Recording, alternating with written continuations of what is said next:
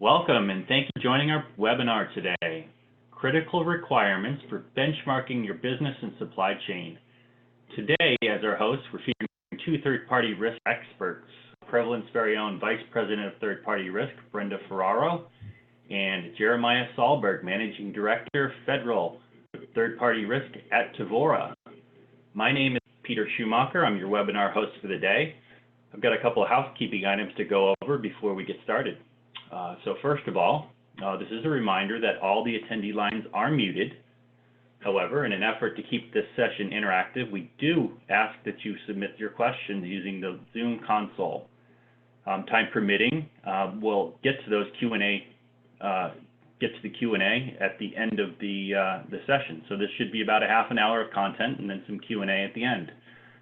We are recording today's webinar. So we will be sending that out in the next day or so with a follow-up link to that recording.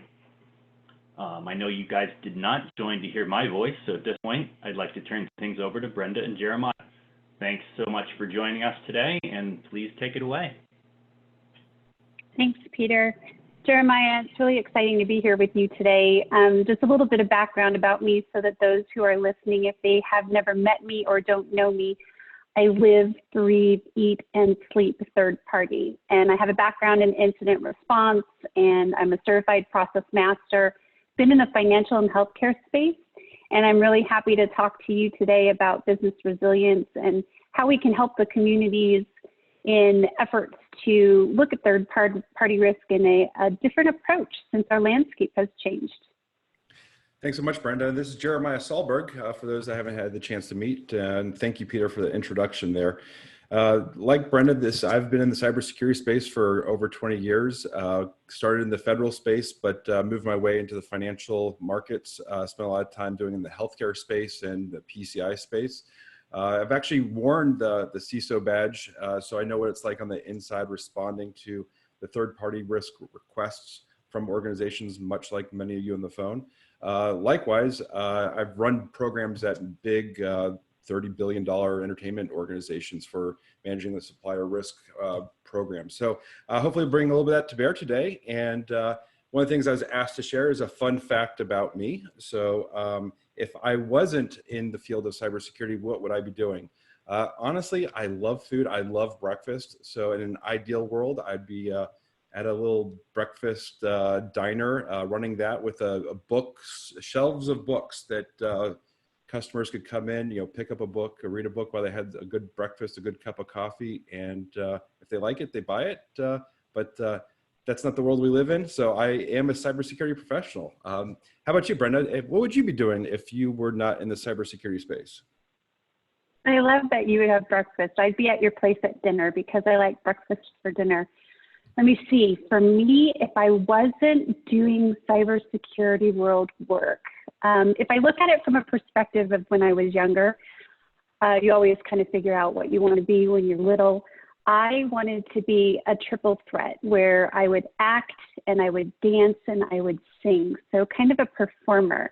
But I also lived in the world of CISO when I was at a healthcare company, and I think that I would like to stay in the security space. So maybe I would do a CISO work again if I could stay in cybersecurity, and then I guess teach.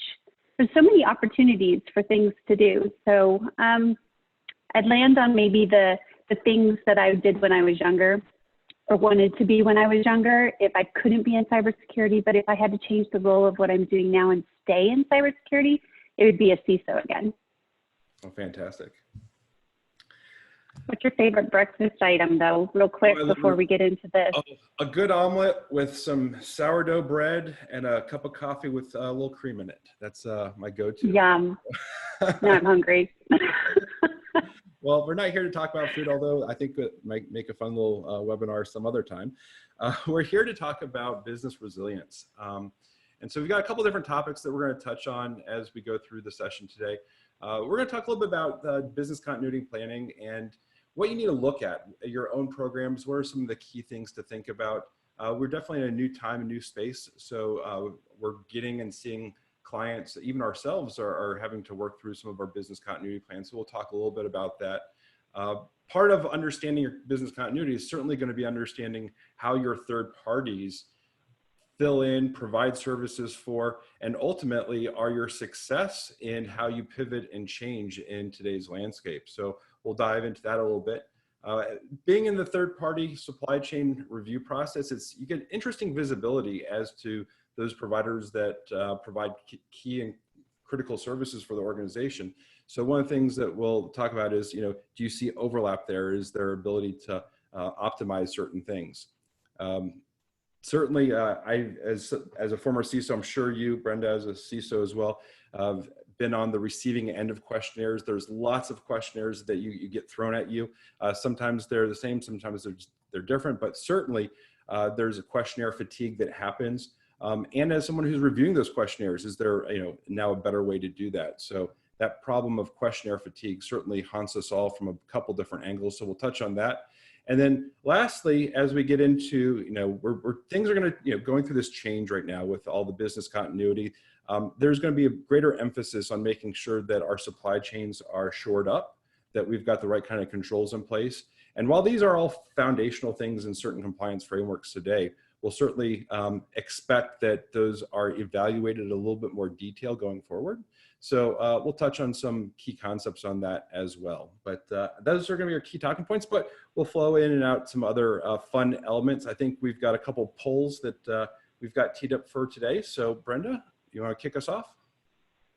Yeah, in fact, this is our first poll. So if you're walking and listening to us, or if you are sitting at your desk, please participate. It's something fun. The first one is, when the world noticed the supply chain issue with TP, did your brain immediately think, wait a minute, TP stands for not only toilet paper, but also third party?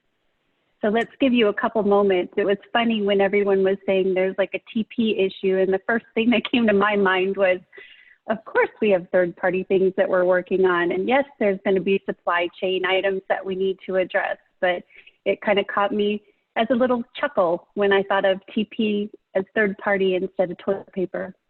And I think that kind of hit home with everyone. I know there were certainly low supplies everywhere around where I live, but things are starting to improve. It's starting to normalize from what I see. But absolutely, that hits home for everyone. And let's see what we've got as our results. I'm wondering, Peter, if you're able to share that. Oh, yay, they're thinking it's funny. Hey, we need some more humor these days. So absolutely, I like that, that response there. All right, very good. So are you able to see the response, Jeremiah, or is it just us?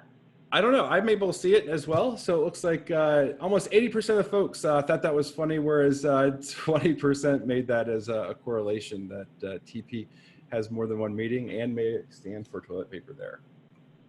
How fun. All right, well, great. Well, let's get into some more content. Absolutely. So you want to take this and explain exactly what this means? Sure, absolutely. So business resilience, that's one of the key things that makes or breaks an organization. And so when there are these events like we're experiencing right now, organizations have to be able to adapt quickly. We've seen this in many different industries. Certainly in the food service industry, we've got this, now not dining in, but the ability to do curbside pickup, a lot of delivery activities. But one of the very first things organizations look at is to make sure that they've got the human safety. That's got to be the prime directive in your business resilience, because you have to take care of those that support the organization. The second thing is to really look at and understand, who are those essential providers of services within your organization. Certainly, if you're in the airline industry, you've got to have pilots. They still have to fly planes. If you are in, doctors need to be available. So you have to look at, who are those critical providers of services. Certainly those that are working in the grocery stores, hats off to all of them to making sure that we're able to get our food delivered and available for us. So you have to look at what are those critical folks, and then figuring out how to provide those core business services. What are you trying to provide? And make sure that you can service your customers in an ever-changing environment. So how do you really prepare for this? You know, you've looked at your business continuity processes and your disaster recovery processes, and ultimately you have to make sure you have a good, well-established communication plan, not only internally, but to your customers, to make sure you're giving them the path to provide the services that you do as a business. So I know you got a slide here that I think is going to dive into it in a little more deeper perspective, but it's, you know, how do you continue to do what you need to do? And I think what's interesting about that is we all worked at offices, and we didn't think that we would be working from home full time in some cases, in some areas. And so it was really interesting to me that we've got this business continuity plans, we have disaster recovery plans, we've put things in place, but the emphasis wasn't really on how do we transition our work situation and what kind of controls would need to be wrapped around those. So out of the 8 things we have listed here, we're starting to look for our third parties to provide information, not even just out externally, but internally within our own companies, because this is a vital role in gauging our resilience as a whole. So if you look at the 8 things here, one of the ones that I'd like to talk about is cyber incident response. One very important and critical area of a policy for incident response isn't just knowing that you have a plan in place, but you actually conduct periodic scenario-based tests. And out of those, you normally will find corrective action plans in order to know that there are disconnects and gaps in your plan so that you're more prepared for when an incident occurs. What have you seen in the field for Tevora on companies that you've worked with from an incident response perspective, Jeremiah? Yeah, great question there. And so I just want to frame it up a little bit. We are a PCI forensics investigator as an organization. And so we do a lot of incident response, crisis planning. And so we've had a number of our customers that we've taken through that process as part of an annual exercise. We've brought in the executives and walked them through various scenarios. And it's interesting, as we've gone to this remote work model, one of the things that we played out in a lot of those scenarios was what happens for physical environmental scenarios where the office isn't there and you're forced into that remote work from home model. With that, we went through a number of scenarios, and it's interesting. If you practice your incident response plans, you do those tabletop exercises, you start to get some muscle memory on how to evolve and to pivot into an alternate workforce. And so we've got some really good feedback where the customer says, we just went through this scenario 3 months ago on how to get there. We knew we had a couple gaps on getting some people to the remote work model, but we were able to have that on our radar. We knew what steps we needed to take. So, practicing that incident response process, even if you're not having incidents, but really just doing those tabletop exercises and walking through those what if scenarios really does pay dividends. So part of business resilience is certainly having those doing those key activities, learning from them, and making sure that your executives are aware of them so that they can make the right kind of decisions when it does happen. Yeah, I totally agree. It was funny when maybe not so funny, but when I practiced a scenario-based test at the company of which I worked, 2 weeks later, maybe within 2 to 4 weeks later, we actually experienced that what if scenario, and we were completely prepared for it. So it does show that it helps in efforts to practice. Well, what about like critical infrastructure protection? So our critical infrastructure protection was more pertaining to going into an office or traveling to a vendor site or making sure that we had our laptops and devices secured from a perspective of being able to go into an office. And now we've changed to a work from home, but we're also seeing internet situations where companies are having to throttle or they're realizing latency and having to get more servers put into their disaster recovery plans and those types of things. So what are you seeing in the field related to critical infrastructure protection? It's interesting. It really depends on how the infrastructure was set up. There's been a huge uptake, and I've seen a couple different reports lately around how much adoption of cloud services has happened, not only in the communications, the Zoom meetings, the teleconferencing, but actually a shifting of those core services because you're trying to limit those that are actually within the building. So for those companies that kind of made that investment and did that lift and shift model a couple of years ago, and over the last couple of years have done that optimize, we're seeing that they're able to take advantage of that and they're prepared for it. But there's certain organizations, certainly within the manufacturing and other areas where they have physical plants, they're kind of stuck. They have to figure out what and how they're going to operate. So it really, I'm seeing it varying by industry, but those that have kind of invested in some of those optimizations, adoption of cloud technologies, are starting to really see the benefits of them. Endpoint security is one that really also comes into play. If all of a sudden you've got data that was on workstations and you're putting it to laptops, making sure those laptops have were properly configured and managed and prepared for the type of information work activities that they now may need to do in a remote fashion. So certainly if that prior planning has helped.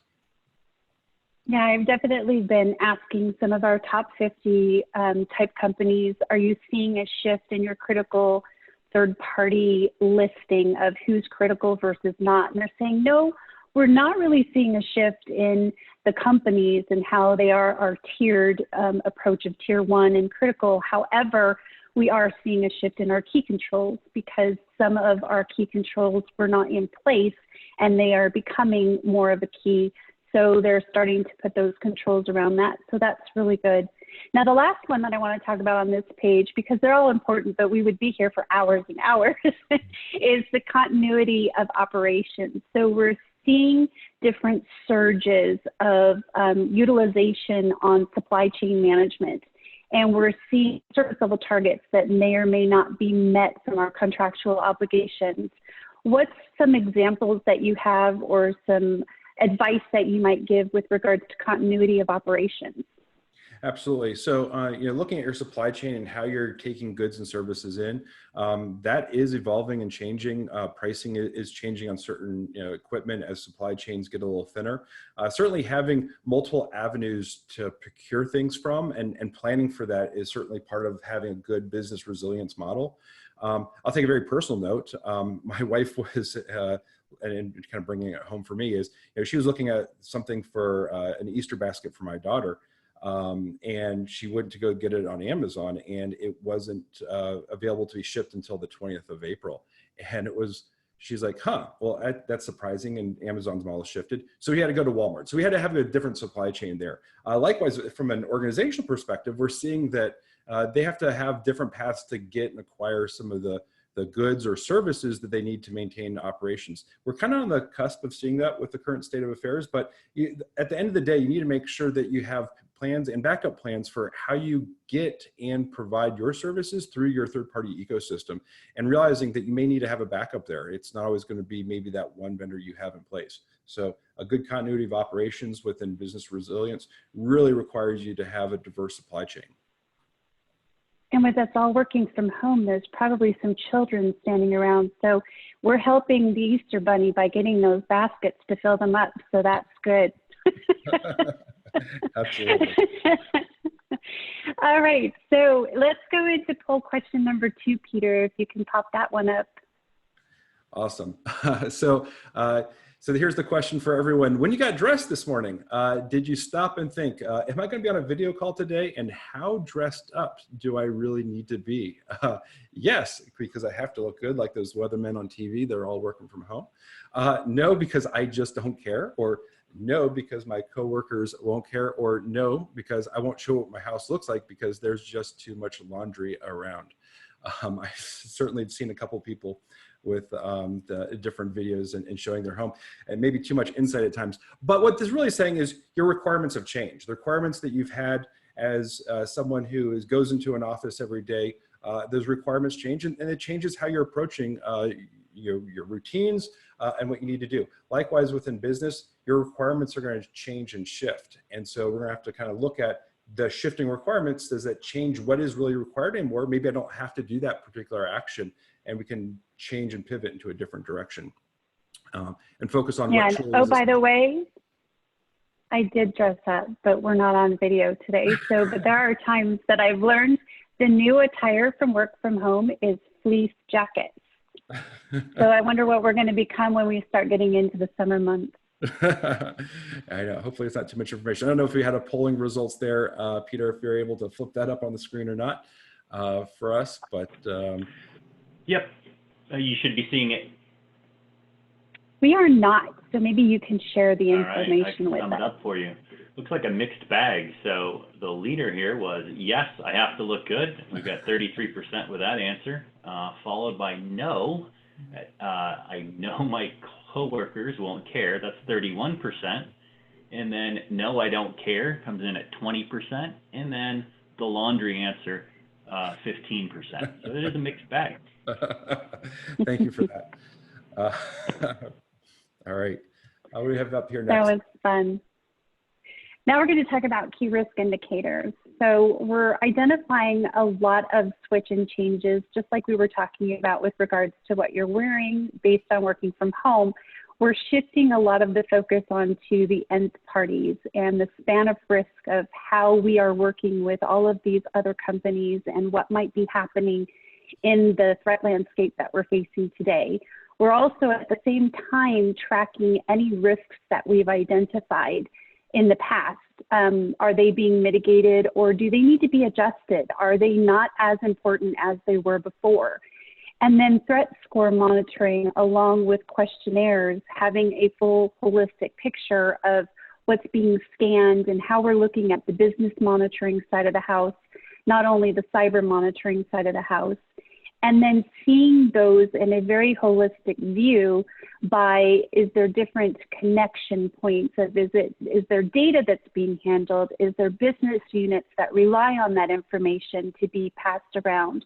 Are they providing a service? Are they providing a software application that needs to be up for the business to continue running? So many times we're looking at parts and pieces of these holistic views, and we have to correlate those by different types of products. And what you need to get to is a product and a solution like Prevalent that can give you all of this information in one view. So for example, if Acme Inc., who's in the center, there's so many interconnections and associations with third parties or tiering entities or sub-processors or data that's flowing from one point to the next. And I've seen that this is very critical and important now where we're living today in our landscape and how we're changing how we're doing business. This is one of the things that we can help the business understand on why these third parties or nth parties are critical to business, and if we can shift any of the moving parts and pieces based on what we find out from them on if they're impacted or not impacted. Great points there. Absolutely. Having that visibility, and that spider diagram is really good in the middle that kind of paints the picture of where they are and what of your third parties you need to understand and those fourth parties. Great insights. So questionnaire fatigue, you talked about that a little bit. Let's get more into it.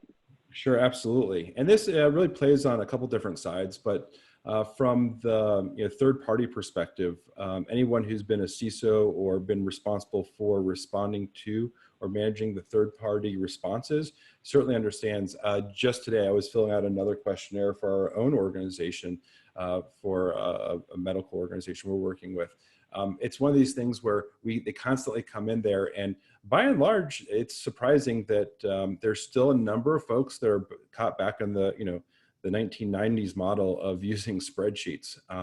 And while the questionnaire model certainly exists, the mechanism for which you manage that process is certainly one that has been improved upon in the recent years, and solutions out there like Prevalent can help automate that and simplify that process. One of the things that as you're reviewing the content that comes back from these questionnaires, it's important to be able to normalize that information across the different, maybe the businesses that are using particular vendors, or the types of vendors at certain thresholds, whether or not they're small to medium, whether maybe they're cloud service vendors, and look at them and being able to increase the efficiency of that third-party review process.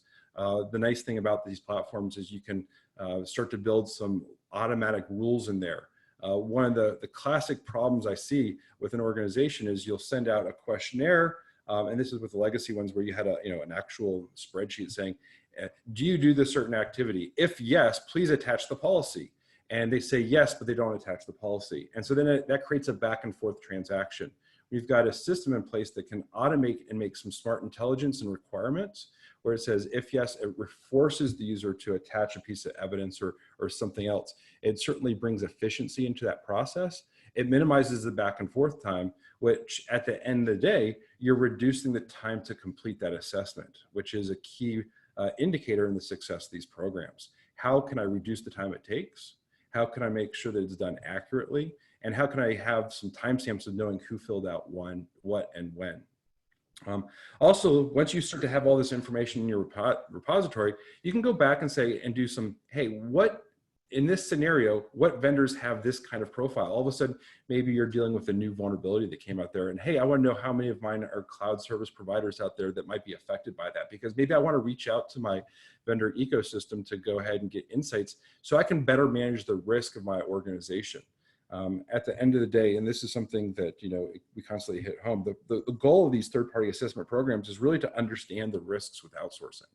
And so by having the insights, by correlating that data, pulling it all together, you can reuse that data. Plus, you got real-time analytics of what is the state of the program? What is the state of my vendors? How many of them have I reviewed? How many of them are working through that remediation and approval process? So definitely there's some solutions out there to help eliminate the questionnaire fatigue.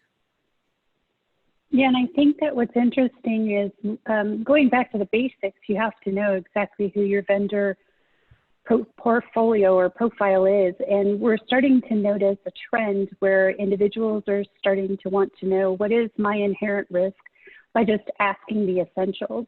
And so understanding, what is this business, what do they do for me, how am I interacting with them, will help to bucketize or tier or filter all of the components of the big, huge laundry list of thousands and thousands of vendors and third parties, and then taking that information for relevance and asking what you need to know versus everything under the sun. So I'm starting to see things like that, which is helping not only the companies who have to do the proper diligence, but the vendors and the third parties who have to respond to these items. So it's going in a good direction.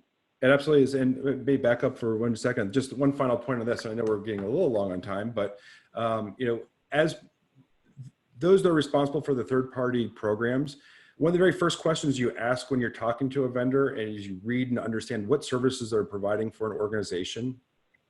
And it's another point to kind of see, is there an overlap of service providers that provide the similar types of service? And that really plays back into the business resilience. If you can start to know and flag and understand that these are two suppliers that can do the exact same thing. Oftentimes we'll do reviews of suppliers. One may be leveraging a third-party provider from the advertising space. Maybe another one's from finance, or maybe another one's in a content or operations capacity. But maybe they do the same thing, but they're just two different companies because they happen to have contacts, relationships. When you get to like a medium-sized organization, you start to see a lot of overlapping functions in your supplier ecosystem, which can be, if you properly track that information, a way to provide additional resilience into your processes. So. Exactly. Totally agree. So regulators, everyone's being very flexible right now, allowing for organizations to do remote assessments, remote audits. But at the core of all these, one of the core components of all of these frameworks is that you have to have insights into your third-party programs, and sometimes the fourth parties or nth parties that are supplying critical services. So some of the things that you're going to want to make sure you're, these requirements require you to have an inventory. We've talked about that, a good complete inventory of all of your service providers. But not only that, but it has to be integrated into your onboarding process. As part of bringing on a new vendor, you have to have a vetting process to make sure that they have the right kind of security controls in place. Ultimately, you want to make sure that those that are providing services marry and match up to your own information security policies and expectations, and that they have at least the minimum bar that you set for your organization. Also, these frameworks will require that you regularly review your third parties. So these platforms and tools, Prevalent, can certainly help accomplish that for you. When I talk and help manage these programs with our clients, some of the KPIs they look at are, how long does it take to go through that review process? So by having a system where you can measure the time from a questionnaire is sent to the time that it took them to complete that questionnaire, to do the analysis, to figure out which assigned person is doing the evaluation of that, to giving them the green light, or maybe the red light that, hey, we can't move forward, measuring how long it takes to go through that process is certainly a key indicator. Another one is, understanding how many of your vendors have you reviewed, and are you matched up to what that re-review process is. A really critical one is understanding how much am I spending in my review program per vendor. So going back there and saying, okay, my program costs X, I've got Y vendors, what is my cost per review, and making sure that that makes sense for the risk tolerance of the organization. And probably the most important one is just to be able to measure and maintain a disposition of your vendors. How many of them are approved? How many are in remediation, but you're still working with, but they have a remediation plan in place? And maybe how many of those have been rejected? So those are some key things that you look at when you're measuring a program. With ultimately understanding that, as I mentioned before, the goal of the third-party assessment program is really to understand and have insights into those risks with outsourcing. So I know we're getting close to time here, but any thoughts on any of those points there, Brenda, from your perspective? Yeah, real quickly with regards to compliance, it's important to make sure that even if you're using an Excel spreadsheet, which you hopefully will not be in the future after listening to this, that you have the ability to look at that content in different views and lenses, such as if someone wants to see how did the content come back from a third party and how does it relate to compliance to PCI or GDPR or HIPAA, so that you can get that content to whomever needs to look at it from that lens and scrub out the noise that doesn't matter to them, but it does matter to the business as a whole. And of course, know your numbers and act on your numbers. I'm huge on metrics. So making sure that you have that information. I totally agree with what you said there. So as we look at how we're here to help, Prevalent is giving a free business resilience offer to anyone. And this is to help in the times that we're living in and making sure that we are correlating that content in efforts to know what we need to in the future for when the regulators dust settles and they start telling us you need to know about X, Y, and Z. We've proactively thought about the things that from a very limited perspective, here is what you need to find out because it's relevant. So here the links are to here today, but also Peter is going to be providing this deck as a PDF so that you can thankfully just click on them or get them in an email. There's demos, sample reports, and PDF of what the questions look like. And what are you doing at Tevora to help in what we're living in today? Absolutely. So one of the key things that we help our customers in this space, we've got two primary service offerings here. One, we helped our customers build or rebuild or retool their third-party programs, and we help operate them. Certainly you have to have the right kind of tools and platforms in place like Prevalent, but there's a lot of consulting that needs to go on to that front side to make sure that you have the right inputs to your vendor inventory systems. Are you pulling those in from contractual systems? Are you pulling them in from somewhere else? And then you want to make sure you have proper alignment not only with from your own information security policies to the security contracts that you put in place with your third parties. So as you're going through that contracting process, if you have a security exhibit or something else that you're saying that these are the obligations that you expect them to uphold, that those two are in harmony, as well as with the review process. When you're asking questions, hey, do you do this? Does that align with what you already put in the contract with them from a security requirements perspective and align with your own information security policy? So getting proper harmonization there is a key piece in making sure that you've got an effective and efficient third-party system. So we help with that. We help organizations socialize that process within their own businesses to make sure that those business entities, as they're going through the procurement process, are properly getting the third-party review program initiated early, because it does take some time. And then lastly, helping organizations define the rules for escalations when maybe you want to escape the process, or if there's exceptions in place that an executive has mandated that we're using a certain third party, even though it may have some security risks. And then does that entity have the right risk acceptance process in place to document that, so there can be some exceptions to the rule. But we are certainly here on the cybersecurity consulting side of the third-party programs. Yeah, I think when we were talking about this, my favorite thing that you mentioned was that your company helps to build out the questionnaire process by harmonizing the questions, the workflow, the contracts, et cetera. So that was really, really good. All right, so polling question number 3, and then we'll get to anyone who has questions who has stayed on the line with us. Peter, do you want to populate that? So would you be interested in engaging with Prevalent for a free business resilience assessment to benchmark your program? We've been seeing some huge success with this, where people are able to identify some of the critical vendors and third parties, and we can help you with that. So we'll give you a chance to do that. And as we are, we'll go into questions. So Peter, would you like to open it up for questions? Yeah, so at this time, we need you guys to start typing in your questions. The Q&A console you'll see on your Zoom screen. And please do take this opportunity. We do have 2 third-party risk experts on the line here ready to answer any questions. So either enter them in the Q&A section in Zoom, or you can even enter them in the chat. We'll give everybody just a second to put their questions in. And it looks like most folks have stayed on through the last 36 minutes, so that's good news. I think you struck a chord with the audience. Well, thank you for hanging with us. Yeah, we certainly appreciate taking time out of your busy schedules today to spend a few moments with us to go over some of our thoughts in this space. So, and even if these questions, are something you think about after today's session, please reach out. There's certainly going to be some follow-up communications. Know that Brenda and I are both here to answer those questions. May it not be right now, but they pop up. This is certainly something that we're happy to help support you on.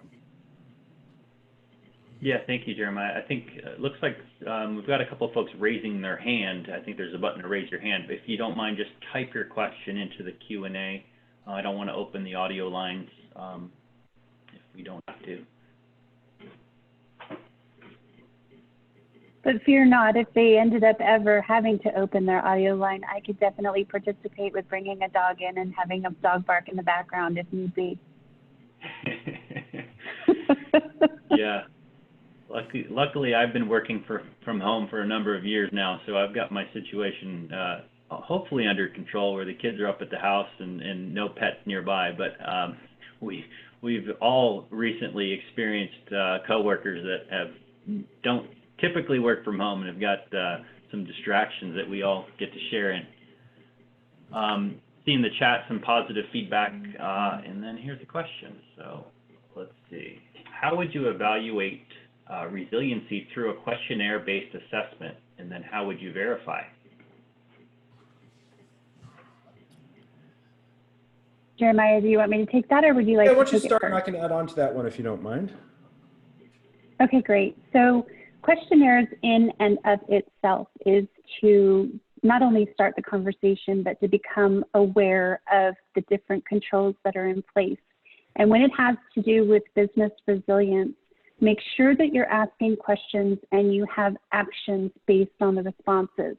So for example, if you have, let's pretend 10 questions that you're asking, you're going to want to make sure that those questions are either going to be escalated to a certain department, it's going to be tracking information that you need to know, or it's going to cause action for you to take in efforts for you to gain that knowledge.